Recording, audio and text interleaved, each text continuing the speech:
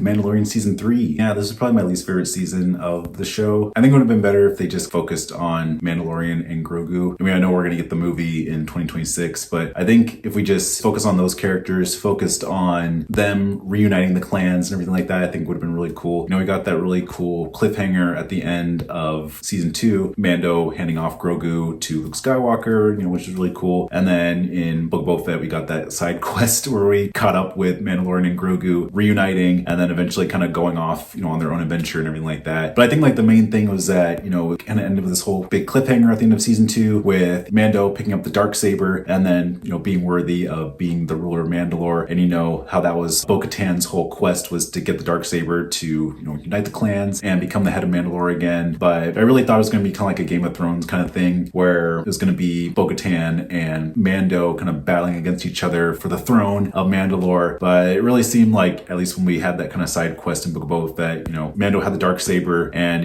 he wasn't really fit to wield it. It was like very heavy for him and everything like that. And the fact that he didn't really care about ruling Mandalore at all, like all he really wanted was Grogu. And then, he finally reunited with Grogu and they're going to kind of go on their own quests and everything like that. And then Mando's whole goal of being reintegrated into, his faction of Mandalore with the armor and everything like that. Because I think the first couple episodes were actually pretty good with Mando reuniting with Bo-Katan on Mandalore and get baptized in the living waters. I thought that was really cool. And then, him getting pulled down by the mythosaur and getting knocked out, and then Bo-Katan seeing the mythosaur and withholding this kind of secret that there's this mythosaur that's under the surface, and because she sees this beast and that could possibly lead to her being this grand leader of Mandalore and everything, but then she withholds that information and she kind of mentions it again to the armorer. But I really thought it was going to be a setup for this whole big battle at the end on Mandalore, and that maybe Bo-Katan will ride the mythosaur and then use it to defeat all her enemies and everything like that, but it didn't quite happen, so that was kind of a bummer. But yeah, I really thought it was going to be this whole Game of Thrones-esque type battle between Mando and Bo, but really there's just that one episode. It was episode 6, which is probably the worst episode, the whole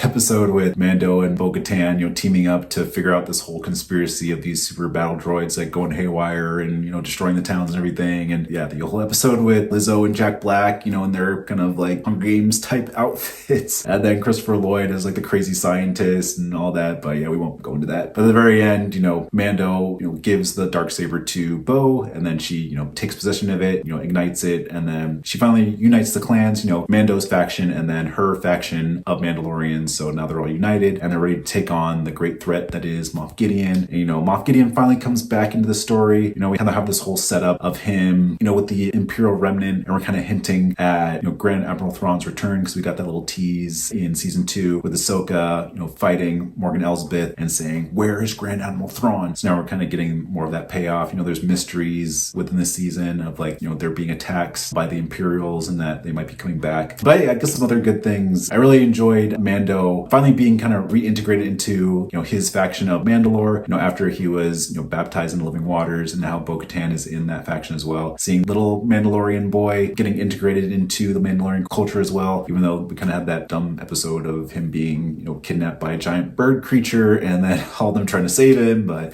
yeah, we won't talk about that one either. But yeah, it was really cool just seeing their culture and everything, seeing how Grogu is being integrated into the culture as well, proving himself, fighting against the Mandalorian boy, with Mando kind of adopting him as a son. So I thought that was really cool. Yeah, so then all the clans are reunited and they're, going against to fight Moff Gideon and, his clones and everything. I really thought the climax where the Mandalorians are, infiltrating Mandalore, and they find out that, there's this whole mine where Moff Gideon and all of his different stormtroopers are trying to mine all this, Beskar steel. And, Gideon makes himself a suit of Beskar steel and, goes against the Mandalorians and goes against Paz Vizsla, and the fact that Paz Vizsla gets killed off, I thought that was, pretty intense. So then they have their whole, end fight and everything. Some stuff was, kind of dumb with, Grogu, trying to escape and then going on that little lamppost and his little legs going, I thought that was kind of dumb, but whatever. But yeah, I don't know. I was kind of let down by the climax. I thought it'd just be a little bit more epic. I think the episode before the climax was actually really cool. You know, the small group of Mandalorians infiltrating the mine, Paz Vizsla sacrificing himself, getting killed off and everything. But then we kind of get into, you know, the final confrontation with Moff Gideon, and, you know, Mando hits the trigger and like detonates all the clones. So Gideon's kind of betraying the Emperor and trying to use Grogu's blood to revitalize these different clones that he's trying to have and everything. But, you know, that doesn't working. And then one of the Mandalorians, you know, rams the ship into the base and, you know, kills Gideon off. You know, we never saw a body, so we don't know if he's coming back again for season 4. I know, like, Giancarlo Esposito has been kind of hinting that maybe he might come back. You know, maybe his clones comes back and tries to kill off Mando, because I know we're getting a season 4. But yeah, then it ends with, you know, all the clans united, and then Mando and Grogu, you know, living happily ever after on the steps and everything like that. So yeah, I guess it's like a pretty okay season. Definitely wasn't expecting it to go the way it went. You know, it did wrap up a lot of storylines and everything, and, you know, kind of open the door for what the movie's going to be and what, you know, a next season could be for Mando. But yeah, it was kind of just an okay season. A lot of like unnecessary storyline. But the whole Dr. Pershing episode was kind of unnecessary. You know, kind of this cool action scene in the beginning with Mando and Bo, you know, fighting off all the different, you know, TIE fighters, you know, trying to outrun them and everything. And then we kind of cut to Dr. Pershing and Elia from the last season, and this whole kind of conversion of the Empire to the New Republic, and that whole storyline is kind of like, you know, Strangers on a Train, you know, by Alfred Hitchcock or something, that whole episode, but it just